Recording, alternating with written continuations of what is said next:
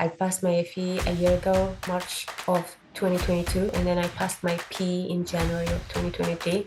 And yeah, thanks so much for being part of my journey. I learned that there is such a credential as FE and P. And if you're a competitive person inside you, then you want to obtain those licenses. I think it was during pandemic time I started studying, and I went to the exam twice with the course and I failed until I found your course, even on the holidays that I had to spend with my family. So it definitely was a lot of sacrifice. I had to give up going to yoga, and had to give up maybe preparing dinners, and my family would bring my dinners to my table, which I'm Nice. grateful for. And yeah, it's certainly, but it's, that in the end of the day, it's temporary. I went back to report about my passing the exam to my manager back then, and I was able to get promoted from a senior engineer to principal engineer. You didn't leave any stone unturned and you utilized all the resources fully for your second Yes, exam. So yes, and Gulya, that's, I mean, one of the key takeaways from your story is the fact that you persevered.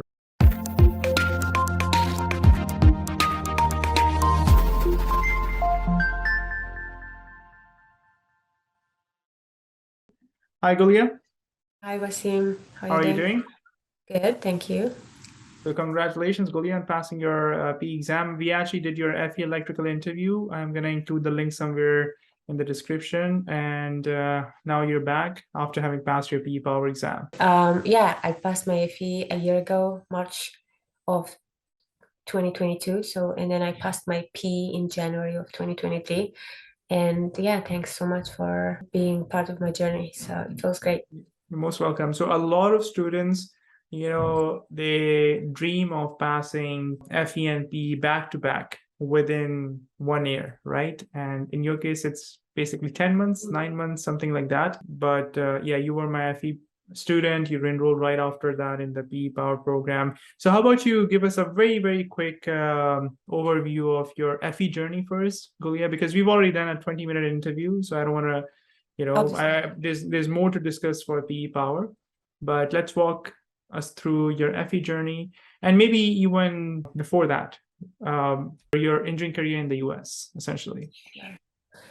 So yeah, I'm an electrical engineer with 12 years of experience, with a little more than 12 years of experience, and I relocated to the United States 7 years ago. So, I learned that there is such a credential as FE and P, and if you're a competitive person inside you, then you want to obtain those licenses. So I started learning more about how to get those, and I remember coming across some other learning sources and platforms. And that's what I used to study for FE back in 2021, I think. It was during pandemic time I started studying, and I went to the exam twice with the course and I failed until I found, your course, and I started getting ready. I think I started getting ready in the summer, and then I went to my I exam. remember it was summer. Yeah. Yeah, I remember it was summer. I started in June, July, or something like that, and I went to the exam in February. And so it took me a little longer than, some other students, maybe because I was full-time working as a lead engineer on the project. So I would study after work for my FE. And I passed my FE in February of 2022. Right. And yeah, it took me probably 6 to 7 months to study. In between, I did take like breaks for Thanksgiving for a few weeks and so, but it didn't, I would say, disturb me. I was able to get back to study, even though, I would say every day I was trying to study 30 minutes or an hour, even on the holidays that I, had to spend with my family. So it definitely was a lot of sacrifice. I had to give up going to yoga, and had to give up maybe preparing dinners, and my family would bring my dinners to my table, which I'm Nice. grateful for. And yeah, it's certainly, that in the end of the day, it's temporary and it's gonna pass. So, and then that it's worth it. So that was my FE preparation. And for FE, I enrolled in your program, FE program, on demand. And I'm not sure if I attended live courses. I don't No, you remember. didn't. Oh, no, I Didn't. didn't. And then I used your 700, more than 700 problems practice book. Yeah, so that book over there, that's the one that you use for Yeah, FE. I still kept it with me, and many people tried to sell them, and I kept it with me because I like referring to the formulas just in case sometimes, I mean, during my work, it comes in handy, some of the problems that I solved. And so, yeah, that was my journey for FE. And I went back to report about my passing the exam to my manager back then, and I was able to I got promoted from a senior engineer to principal engineer, and they reimbursed my study as well. So that was nice. But and then a week after, I immediately enrolled in your PE program as You well. just took a one And week off, is that yeah, right? I took 1 week Just off 1 week off. because I felt like I have this momentum, and very positive traction. I want to keep going. And yeah, I felt before that I would use a lot of internet, YouTube, trying to save money, and like free videos on YouTube. But when you look information from Google, from other websites, YouTube, it's not kind of a streamlined way of studying. It's a lot of information is coming from different sources, different creators of channels on YouTube. So Mhm. everyone have different styles, but be able to use the course that's that has one style and has one place on demand courses and live course and the practice problems and the actual kind of practice exams that are from the one source. That's very helpful because that's very streamlined. So that's where I find your course very useful. Thank And you. that was my FE. Yeah. And then And with then after 1 week break, you dived into PE power exam preparation. And for correct. PE, you enrolled in the on-demand as well as a live training program, right? Yeah. I think for the beginning, I remember PE more clearly because it was just a year ago. For the beginning, yes, I did enroll in your live training for the summer, I think. Yes, Mhm. I missed the one that's for spring because I was trying to finish the on-demand courses before I joined the live courses. So if I have questions on the on-demand, I can ask you during those live training classes. So, and during summer, I attended your live training classes, and I scheduled to have my exam for October 6th.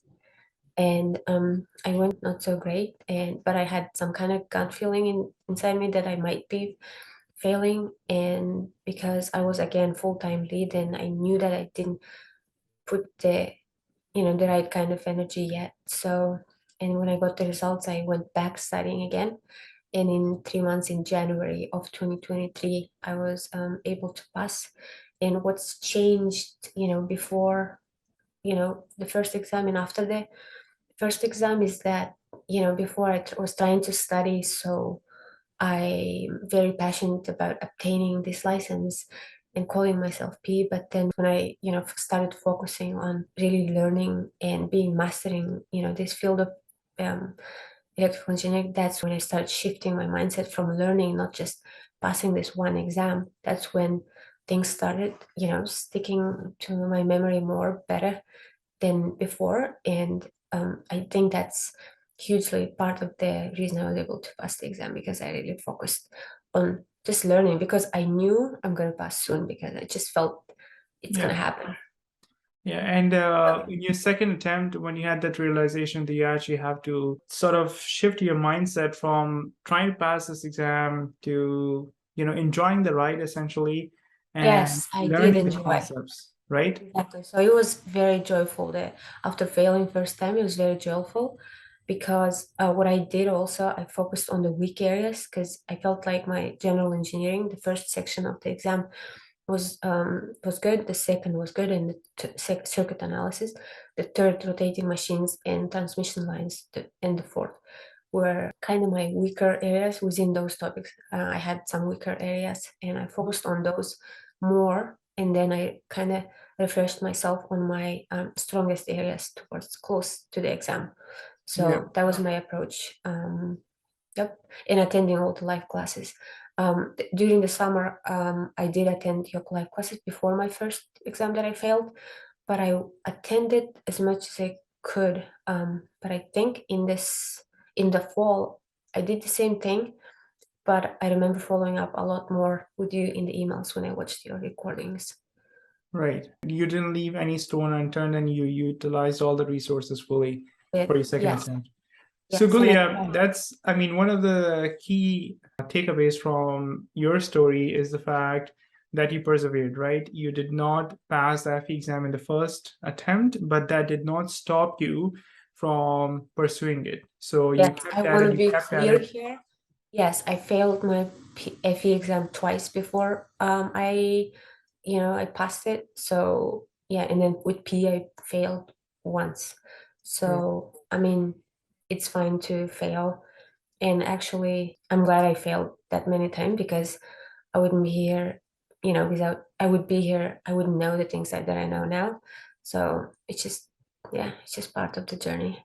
So, in terms of motivation for students, like two categories of students, right? There's one category of students who are just gonna try it and give it up, right? And I come across like some students would have taken the exam back in 2012, right? And they're like, Wasim, I failed, but now I feel like for me to progress in my job 10 years later, I still have to take it, right? That's one category. And the other category, I would say, that is a little bit unsure whether FE and PE is the right thing for them or whether they can even achieve these goals is internationally trained engineers, right? You yourself are you're an internationally trained engineer, so they have the sense that maybe there's going to be just a lot of stuff that I never covered back home in my university or in my college, and because I didn't cover it when I graduated, there's no way for me able to level up. Okay, so what would be advice to these two groups?